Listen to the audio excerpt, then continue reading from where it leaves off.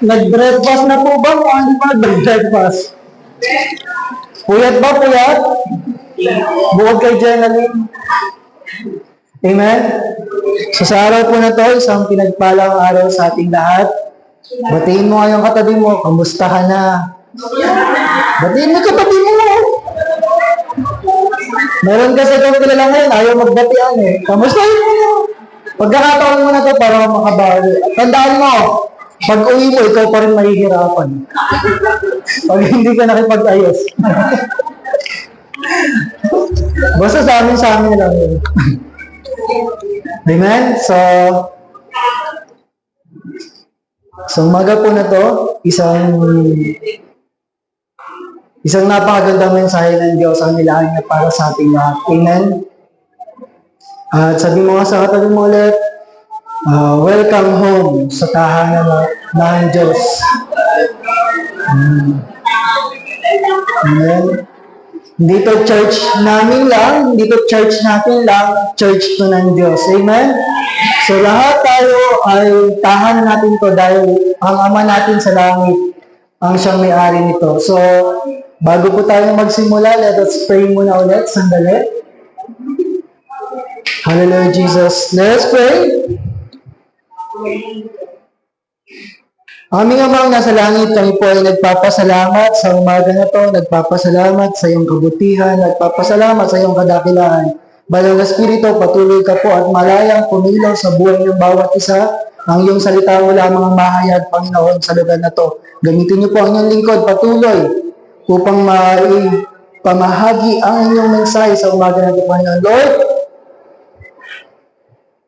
I pray na kung ano man yung laman ng aming mga puso, Panginoon, kung ano man yung mga dalahin namin sa umaga na to, hindi ka papayag na ito ay hindi mayaalis, Panginoon. Hindi ka papayag na hindi mo namin ito makakatagpo sa iyong presensya, Panginoon. Magkakaroon ng solusyon. Dahil sa iyo walang imposible, aming Diyos Ama. Kaya kami ay nandito para patuloy na magpuri at itaas ang pangalan ng Panginoon. Sapagkat sa mundo, Panginoon, maraming imposible. Pero sa iyo, walang imposible, aming Diyos. Kaya salamat po sa gagawin mo sa araw na to. Nawa ang bawat buhay ay magbuksan, ang bawat puso ay matamnan ng iyong salita. Ang bawat isipan ay maliwanagan, Panginoon, ng iyong mensahe. At walang magagawa ang kaaway sa aming mga buhay, Panginoon, sa umaga na to. Pinupuri ka namin, sinasambat, niluluwalhati, pinataas ang pangalan mo, sa tanging pangalan ng anak si Jesus. Ang lahat ay magsabi na, Amen and Amen. So, isang magandang umaga muli sa lahat sa tayong mag-aaral ng salita ng Diyos. At sa ating pag-aaral po sa araw na to, natapos na tayo sa hashtag follow. So ang ating simbahan ay may sinusundang serye at kakatapos lang natin dun sa hashtag follow. Ngayon ay pinag-aaralan natin yung hashtag share. So nandun tayo. So sa buhay natin mahalaga na meron tayong bahagi pagdating dito. Alam niyo po, nung Friday, habang kami ay nag-aaral ng mga youth, ang isang tema namin ay, ano bang hashtag ng buhay mo? Alam niyo po ba yung hashtag?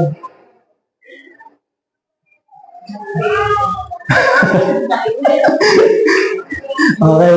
Pag sinabing hashtag, parang ito yung trending ngayon. Di ba? Pag may hashtag ng share, pag may hashtag waiter, di ba?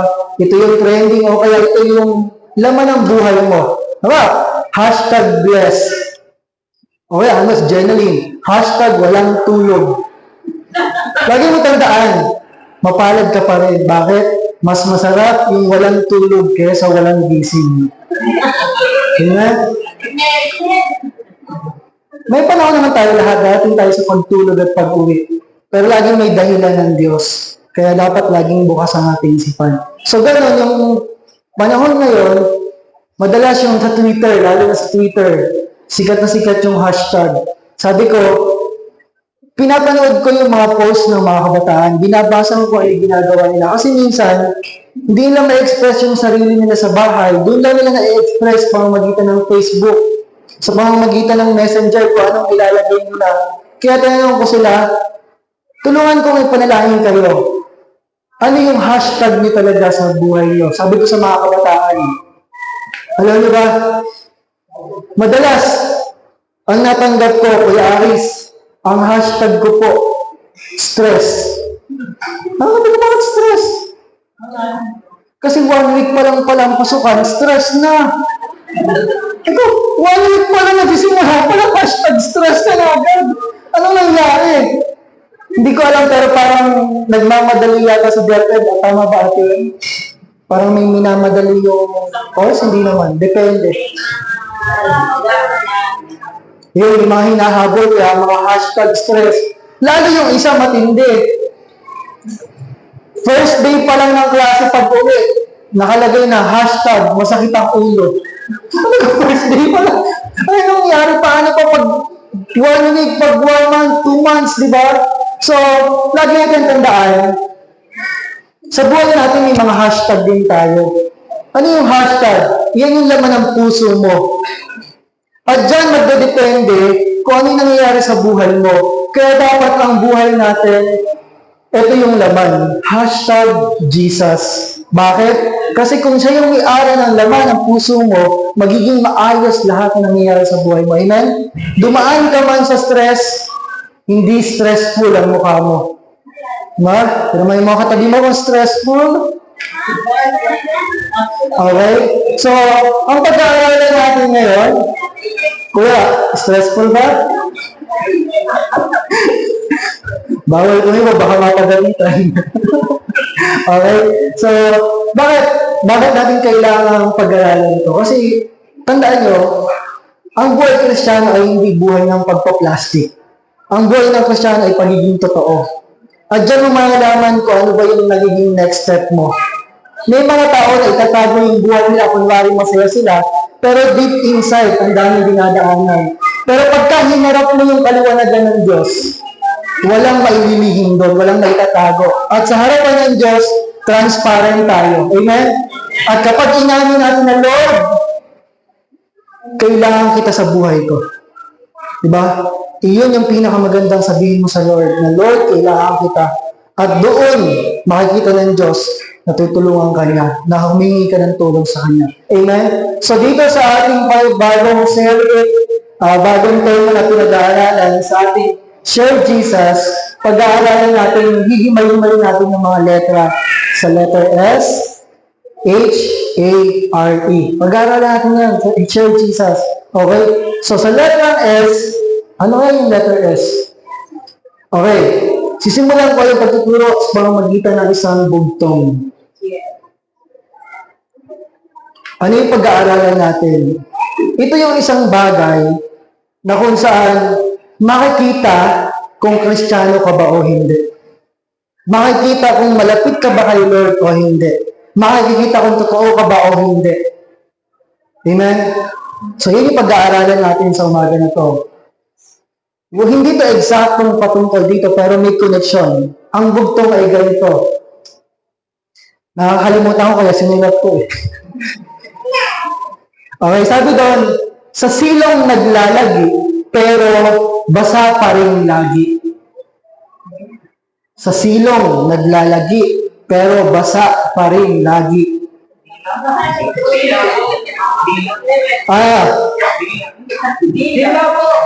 Iyo, palapahan natin si Kuya Danny. Palapahan natin si Ate Wen. Actually, hindi nakaredy pa ako isa eh. Yung mas madali. Isang balong malalim, punong-puno ng patalim. Ayan, di ba nakukuha nyo na? Mas madali yun, no? Pero yung sa silong, naglalagi, lagi pa rin basa. Yun yung dila. Okay? So, ito yung pag-aaralan natin. Bakit? Dahil mula dito, isa itong napakahalagang regalo ng Diyos sa atin. Bakit? Minsan, mas talo pa tayo ng dyablo. Mas alam niyang gamitin to kaysa sa atin. Mas nagagamit ng devil kaysa sa atin.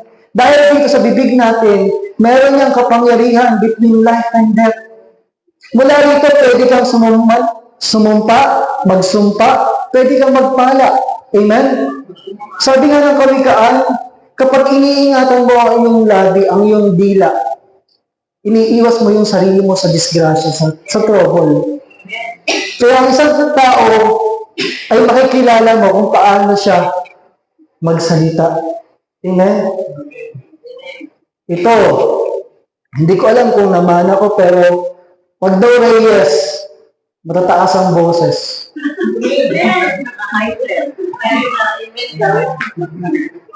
Di ba? Sabihin nila, tandaan, Kristiyano to sabihin nila, may kilala rin ako sa school na ganito.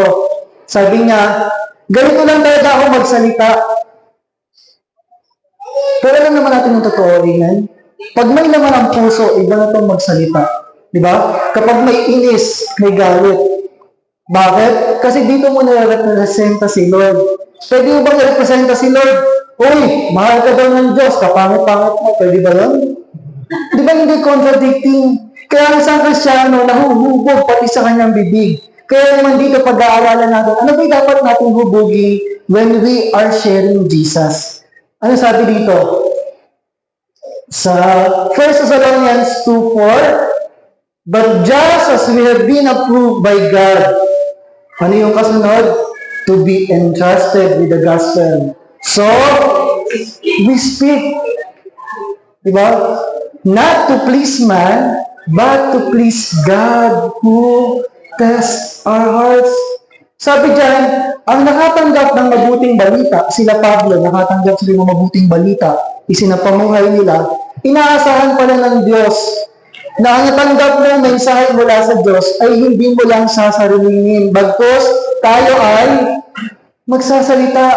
We are commanded to speak. Amen? Because you have been entrusted by the gospel. Amen? Pinagkatiwalaan ka ng Diyos sa mabuting balita. Kaya mo ito naririnig ngayon. Amen? Inaasahan ng Diyos na mula sa iyo, para lang yung pinagkatiwalaan ng talento. Di ba? Merong nag-invest, may nilagay sa bangko, may gumamit, merong isa nagtago sa ilalim. Wala nangyari dun sa kanyang gintong natanggap. Ganun din yung mabuting balita. We are entrusted by the gospel. Nagtiwala si Lord sa iyo. Sabi mo sa katabi mo, pinagkakatiwalaan ka ni Lord sa mabuting balita. Kaya inaasahan niya, magsalita ka. Basahin natin sa Tagalog. Okay? Diba? Ano yung madalas yung naririnig sa asawa niyo? Okay, ibang usapan na lang. Diba? Kasi doon mo makikilala kung Kristiyano o hindi. Diba? Siyempre sa church, walang nagmumura. Minsan minadudulas. Pero hindi na dapat. Amen? Sa bahay mo makikilala, paano ba siya magsalita? Hindi na dapat magsalita. Kilala ko yan, si Lito. Kasi pag nagreklamo, tatamaan siya pala mga. Alright? Sabi dyan, kundi kung paano kami minarapat ng Diyos na pagkatiwalaan ng Ebanghelyo. Amen? Pinagkatiwalaan tayo ng Ebanghelyo. Ay gayon kami nagsasalita. Hindi upang bigyang lugod ang mga tao, kundi ang Diyos na sumusuri sa aming mga puso. Amen? Kaya dito malalaman ni Lord kung totoo ka ba o hindi. Diba? Kaya kailangan maging maingat tayo anong laman ng puso mo. Kasi yan din yung lalabas sa bibig mo. Amen? Kaya kung puro pagpupuri ang nilalagay mo sa puso mo, yan din yung lalabas sa bibig mo. Yan din yung lalabas sa FB mo. Amen? Kaya kung wala kang oras para sa Panginoon, ibig sabihin, wala kang oras para magtanim ng magandang bagay sa puso mo. Kasi, sa buhay natin, honestly, ilang oras lang tayo nagsisimba? Dalawa, tatlo. Pero Monday, marami na tayong kinakaharap. Diba? Pag nanood tayo ng TV, may nilalagay yun sa buhay natin. Pag may nakausap tayo, may nilalagay yun sa buhay natin. Pag may nabasa tayo, may nilalagay yun sa buhay natin. Ilan doon yung patungkol sa Panginoon. Kaya yun yung magdedetermina kung ano bang estado ng buhay mo.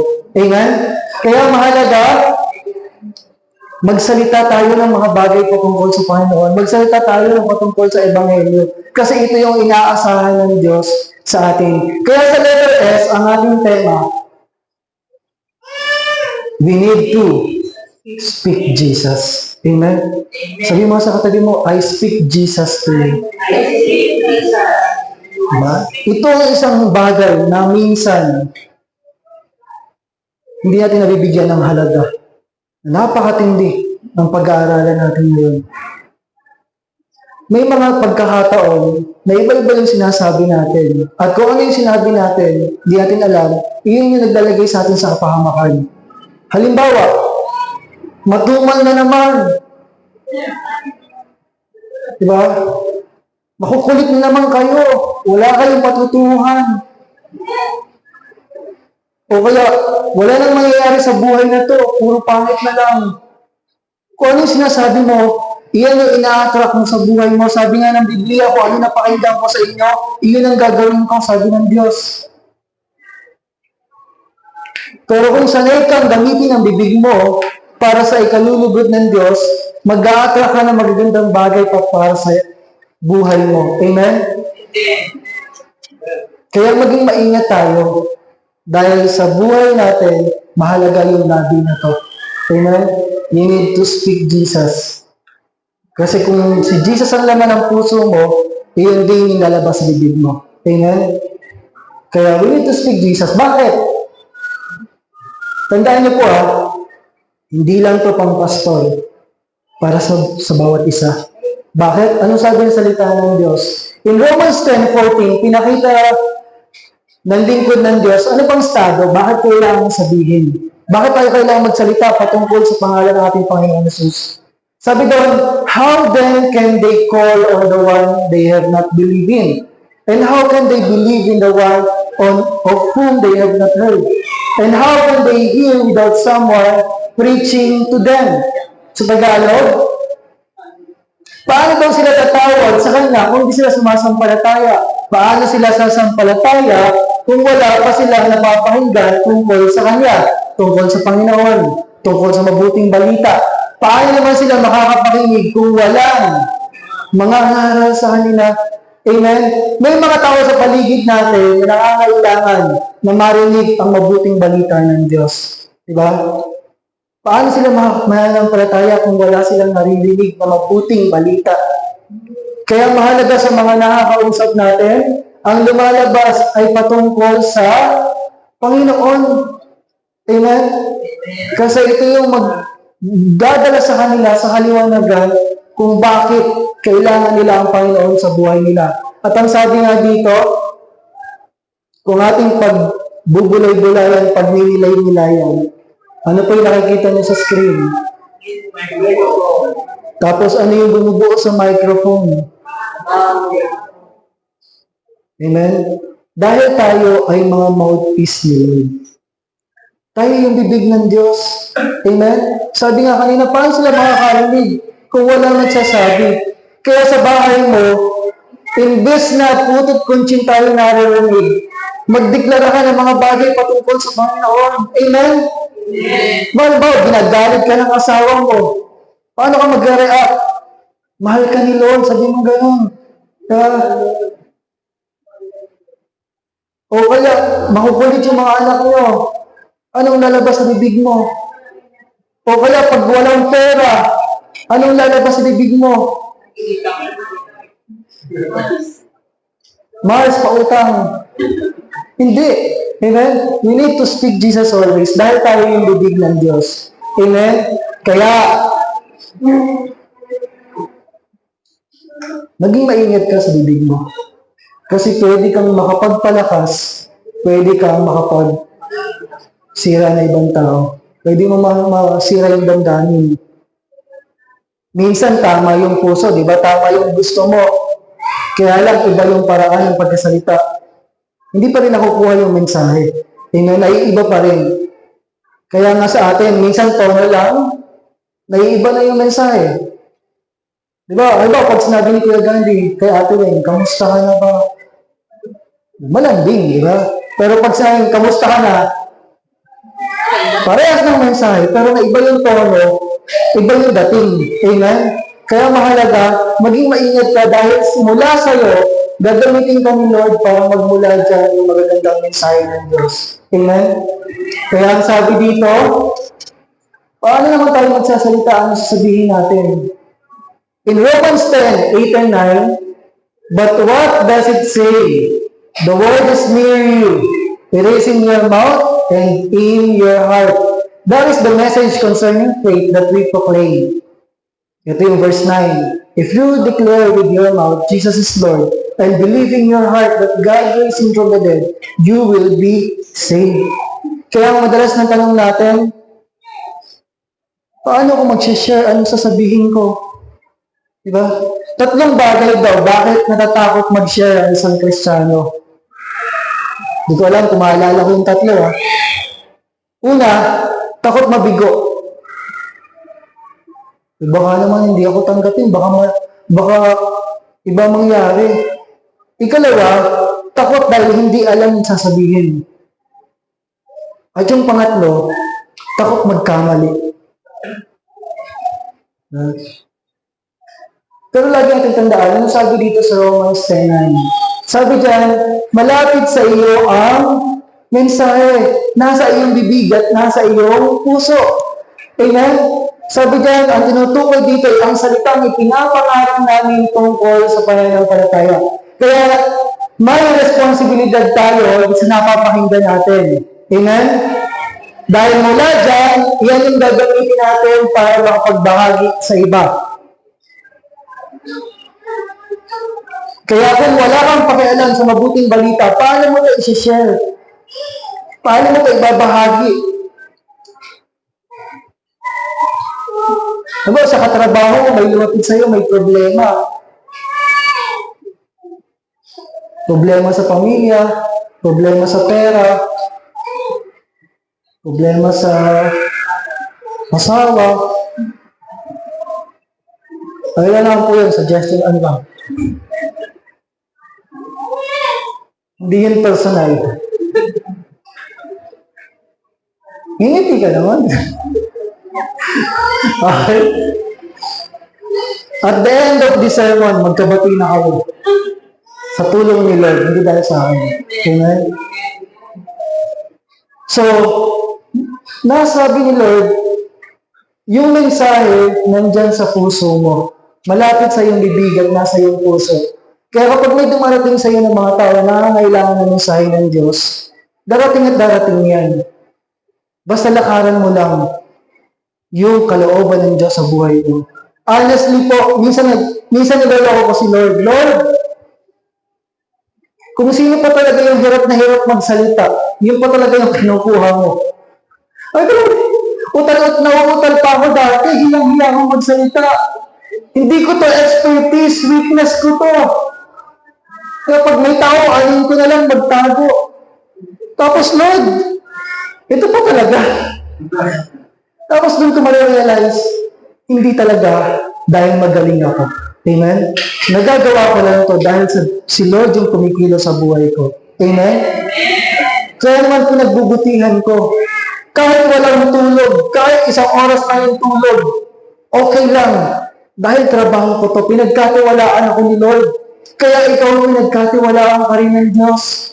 Amen? Gaano mo kadalas nabanggit si Jesus sa mga tao na nakakausap mo? Okay, next na lang. Amen? Huwag tayong mahiya. Dahil nandyan sa puso mo, magmumula. Yun dapat lang sabihin. Okay? Ang sabi pa dito, paano pag matalino yung kaharap mo? Paano pag maraming alam? Sabi dyan in Luke 21:15, for I will give you words and wisdom, that none of your adversaries will be able to resist or contradict. Amen? Abangan nyo, pag si Pastor Kevin na nagtuturo dito, makikita ni Jesse, Papa ko, bakit lingkod to ng Diyos? Isang araw, Nag-worship nga yan, matindi mag-worship yan eh. Talagang mararamdaman mo yung presensya ni Lord. Kaya bawat sa atin, huwag mong hanapin yung sarili mo, yung ibang tao sa buhay mo. Diba, hindi ako magaling, hindi ako galing, hindi ko pwede pastorin eh. Magsimula ka lang sa kung anong meron ka. Meron dito, magaling sa pagkikipagkwentuhan. Si Kuya Gandhi, mahihain to. Medyo, hirap to makapagkwentuhan. Wala din yung gift niya eh. Pero sabi dyan, bibigyan ka naman ni Lord ng words and wisdom. Kuya, tabihan mo ito minsan. Tuwan mo makapagkwentuhan. Tingnan ko lang kung makakasingit ka. Okay? Sabi dyan, sapagkat bibigyan ko kayo ng pananalita at karunungan hindi kayang tutulan o pabulaan ng sino man sa inyong mga kaaway. Ano yung kaibahan ng Kristiyano sa ibang mga naghahayag ng mensahe ng Diyos? Eto, kasama natin ang banal na Espiritu sa ginagawa natin ito. Amen? Kahit gaano pa kaganda yung salita nila, kung wala yung pananalita, yung tamang salita, yung karunungan nagmumula sa Diyos, walang talabing sa puso. Pero dahil kasama mo si Holy Spirit, kasama mo si Lord, basta naramdaman mo, gagana to. Amen? May mangyayari dito. Kaya yung mga tao na nakapaligid sa'yo, tandaan mo, trabaho mo yan kay Lord. Amen? Trabaho mo yan. Kasi halimbawa si Pastora Remy, si Pastora Remy pa ba yung aabot sa bawat mga kaibigan natin? Diba? Pag uwi nga niya ng Sabado, pagod na, pupuntahan pa kayo, di ba? May mga nararamdaman pa minsan. Pero ganun, maganda pa rin ang ating mga ginamahal na pastora. Amen? Amen! Yeah? Ganun pag na kay Lord. Kaya mahalaga ito kasi minsan, ito yung nagpapahirap sa atin. Ito yung naglalagay sa atin sa isang estado na kinukulong tayo. Kaya pag-aaralan natin, we need to speak Jesus. Amen? At ang sabi pa dito, ito yung title natin, Speak Jesus. Amen? Dahil nandyan si Lord sa puso mo.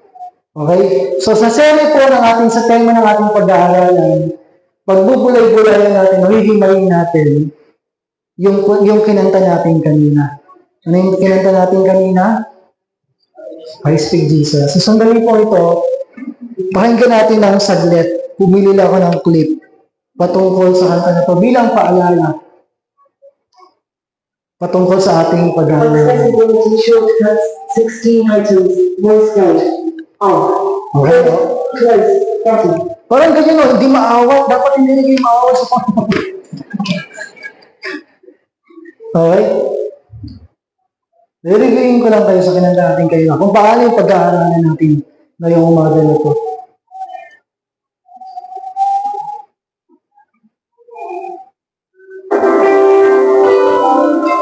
I just want to speak the name of Jesus over every heart and every mind. 'Cause I know there's peace in your presence. I speak Jesus.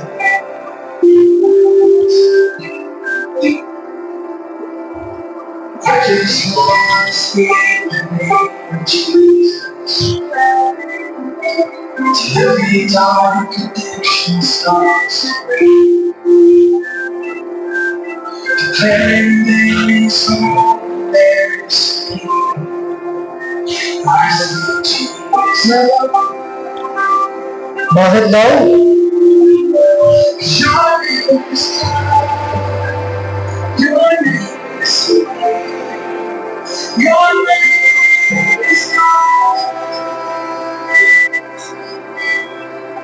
Break every stronghold.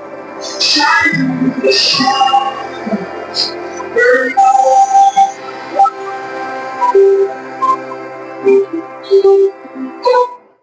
Diba? Ganyan-ganyan yung boses ni Kuya Gandhi kanina. Kuhang-kuha. Saktong-sakto. So ngayong umaga na ito, pag-aaralan natin, bakit mahalaga na sa bibig mo lumalabas o dinideklara natin araw-araw ang pangalan ng ating Panginoong Jesus. Diba? Imbes na kung ano-anong sabihin mo, hayaan mong magmula sa bibig mo ang pangalan ng ating Panginoong Jesus. Hayaan mo, ideklara mo sa tahanan mo, sa mga anak mo, sa asawa mo, sa sakit mo, sa financial mo, sa problema mo, we need to speak Jesus. Amen? Bakit ganun kahalaga to? Anong ibig sabihin when we speak Jesus? Pag sinabi mo ang pangalan ng Panginoong Jesus, ano ba to? Ano ba ibig sabihin ito? When we speak Jesus, number one, we speak peace, kapayapaan. Amen? Ibig sabihin, kung nasaan ka man, pag nagsalita ka, ang dala mo ay kapayapaan. Amen? Hindi gulo, hindi pagpapalala, hindi problema ang dala mo, kapatid, kapayapaan. Amen? Walang ibang nais ang Diyos, kundi buuin ang pamilya ng matibay sa pagmamahalan. Lagi itong tandaan, walang ibang nais ang demonyo pa, kundi sirain ang pamilya, sirain yung pagmamahalan mo, sirain yung paggalang niyo sa isa't isa, sirain yung relasyon mo. Amen?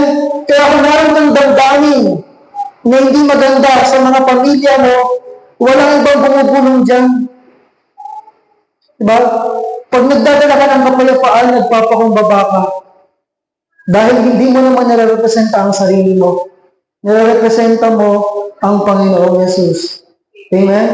Anong tawag sa Kanya? He is the Prince of Peace. Siya yung prinsipe ng kapayapaan. Bakit? Dahil sa Kanya, nagkaroon tayo ng kapayapaan sa Panginoon. Amen? Relax lang, bunso. Ginugutom ako, nagugutom. Amen? Bakit nagkaroon tayo ng kapayapaan sa Panginoong Jesus? Dahil tayo, nung dumating ang kasalanan tayo ay nawalay sa Panginoon. At dahil doon, ang buhay na wala kay Lord, ang buhay na layo sa Panginoon, walang ibang kapupuntahan, kundi kamatayan. At bago ka dumating sa kamatayan, hindi maganda ang buhay na layo sa Panginoon. Amen? Kaya nga, wala tayong ibang pinakamagandang payo sa mga tao na nakapaligid sa atin, kundi lumapit ka kay Lord. Dahil kay Lord, nandoon yung kapayapaan. Amen? Anong sabi ng salita ng Diyos? In Ephesians 2:14-15, pinakita dyan, for He Himself is our peace. Sino yung He? Si Jesus. Si Jesus ang ating peace. For He made the two groups one and has destroyed the barrier, the dividing wall of hostility, by setting aside in His flesh the law with its commands and regulations. His purpose was to create in Himself one new humanity out of the two, thus making peace. Bakit? Nung panahon kasi ngayon doon, may conflict siguro o may distinction between the Gentiles sa ng mga Hudyo. Yung piniling bayan sa ng mga Hentil. Kaya nung una, bakit ibilusan ang mabuting balita sa mga Hentil? Di ba pinakita ng Diyos? Nangayos ng Diyos pagkaisahin. Alisin yung mga alitan, alisin yung mga humaharap. Dahil tayo ay iisa sa Panginoon. Amen? Kaya wherever you are, nasaan ka man, dapat dalagan mo yung kapayapaan ng Diyos. Kapag nagsalita ka, kapag may nagka-problema at nandun ka, nagiging maayos. Amen? Sabi na ng salita ng Diyos, bakit mahalaga meron kang Jesus lagi sa bibig mo? Sabi na salita ng Diyos in John 14:6-7, if I'm not mistaken, or 26-27. Sabi niya doon, do not be anxious. Huwag kang mag-alala, huwag kang mag-worry. Hindi, yung binibigay ng mundo, hindi ganyan yung binibigay ko. I give you peace. At yung peace na yun, yun yung mag-guard, magbabantay sa ating mga puso at isipan. Amen? Kaya kung meron kang kapayapaan ng Diyos, kahit anong mangyari sa'yo, hindi ka babagaw. Hindi mo makikita ko